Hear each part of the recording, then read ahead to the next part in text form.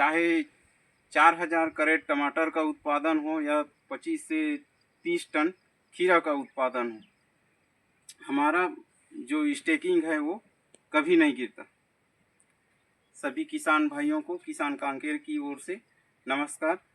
तो बहुत से किसान भाइयों का लगातार कमेंट आता है कि आप जो स्टेकिंग करते हैं वो इतना मजबूत कैसे रहता है। तो इसके संबंध में आज पूरी जानकारी देने जा रहा हूँ।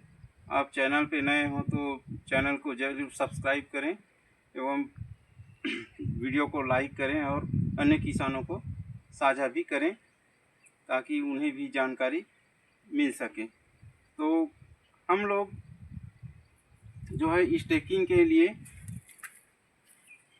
इस प्रकार की जो सुरमा है उसका इस्तेमाल करते हैं।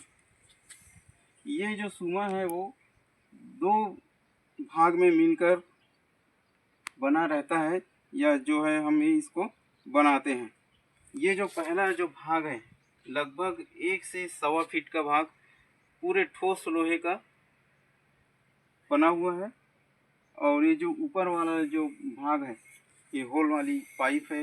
ये होल ये लगभग 5 फीट का ये वाला पाइप होता है। दोनों को वेल्डिंग करा के जोड़ देते हैं। ये जो भाग है वो अपना जो 1 से 1.25 फीट का ठोस वाला लोहे का भाग है वो अति मजबूत और फिर बिल्कुल नुकीला भाग है। जब हम होल मारते हैं तो यहाँ तक के लगभग 1.5 फीट तक के होल मारते हैं। नुकीला और फिर ठोस लोहे होने के कारण मुश्किल से 3 बार में जो है पूरा 1.5 फीट तक के चला जाता है। उसके बाद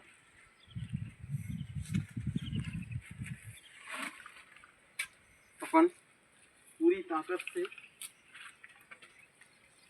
जो है ये बांस डाल देते हैं। इस प्रकार से जब हम स्टेकिंग के लिए खूंटा लगाते हैं, चाहे कितना भी आंधी तूफान आए या फसल जो लगाते हैं, टमाटर जैसे फसल लगाते हैं जो अपने पूरे सीजन में 4000 कैरेट तक की उत्पादन देता है, या खीरा है 25 से 30 टन का उत्पादन देता है, कितना भी आंधी तूफान आए आज तक हमारा जो स्टेकिंग है वो नहीं गिरता। और ये जो लोहा है वो हमने रियल में देखा जाए तो जो बैलगाड़ी का एक्सल आता है उसका बनाए हैं। ये 15 साल हो गया एक बार बनाने के बाद आज तक हमारा ये जो सुमे का नीचे वाला जो लोहा है वो बराबर चल रहा है। किसी प्रकार से और कुछ रिपेयरिंग की ज़रूरत ही नहीं है। और ये जो पाइप है वो 1.5 इंची पाइप है। ये अच्छी तरह से हाथ में आ जाता है और मुश्किल से मुश्किल 2 से 3 बार जब हम मारते हैं तो 1.5 फीट तक के चला जाता है और इतना मजबूत होता है कि अभी तक के हमें कभी भी 15 साल की खेती में स्टेकिंग का गिरना जैसे प्रॉब्लम से सामना नहीं करना पड़ा है। बहुत से किसान भाई हमारे रायपुर जैसे एरिया में हमारे पास भी है जिसमें मात्र 2.5 से 3 इंच का लोहे का ठोस लोहे का लगा रहता है नुकीला भाग, और उसके बाद ये वाली पाइप लगाते हैं। लेकिन हमारा ब्लैक कॉटन साइड है, हमें हैवी वाला चाहिए रहता है, उसमें थकान ज़्यादा लगती है। मात्र 3 इंच का जो लोहा रहता है उतना अच्छा काम नहीं करता। हम बनवा के तो रखे हैं लेकिन वो हमारे यूज के लिए सही नहीं है, या तो फिर वो हल्की मिट्टी वालों के लिए ठीक है। हमारे ब्लैक कॉटन साइड के लिए ये वाली बहुत ही बेहतरीन है।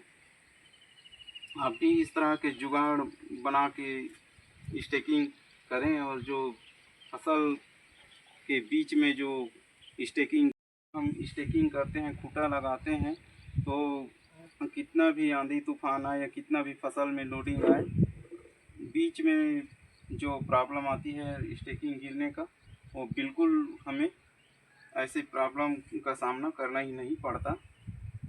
तो आप भी अपने खेती में इस तरह के इस हथियार का इस्तेमाल कीजिए और बीच में जो परेशानी होती है फसल के बीच में, या जब मौसम की वजह से आंधी तूफान आती है और स्टेकिंग गिरती है, उससे आप भी निजात पा सकते हैं और फसल के अंत तक के आपका स्टेकिंग बहुत ही बेहतरीन ढंग से बना रहेगा।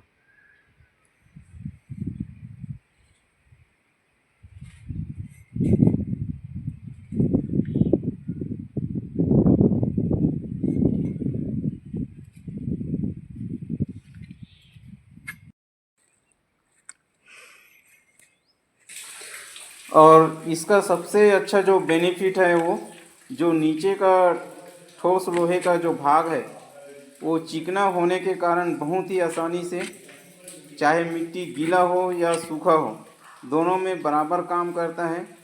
मैं बताया जैसे कि मात्र 3 बार ही छोड़ते हैं उठाकर तो पूरा 1.5 फीट तक के होल हो जाता है।